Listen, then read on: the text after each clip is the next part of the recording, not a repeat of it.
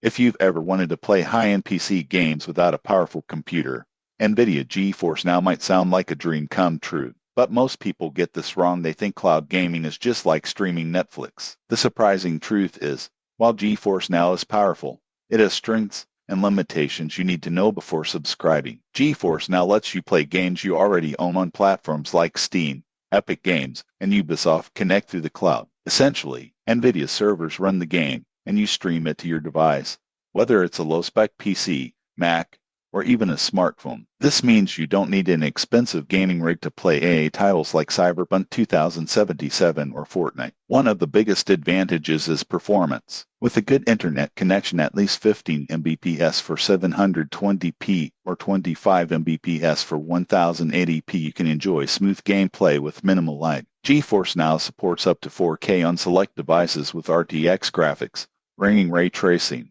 and advanced visuals to systems that otherwise couldn't handle it. However, there are limitations. Free users face session limits, usually around 1 hour, and may wait in queues during peak times. Paid subscriptions, called Priority or RTX 3080 tiers, remove most restrictions, but come at a cost. Also, not every game is supported. Some publishers like EA and Activision titles may require workarounds or aren't available at all. Your experience also heavily depends on your internet stability. Cloud gaming can feel frustrating on slower or inconsistent connections. In conclusion, NVIDIA GeForce Now is an excellent option if you want high-quality gaming without investing in a powerful PC. It's especially useful for casual gamers or those who travel and want access to their game library on multiple devices. But it's not a complete replacement for owning hardware, and connection speed is crucial. If this review helped you understand whether GeForce Now is right for your gaming needs, subscribe for more honest tech reviews, cloud gaming tips,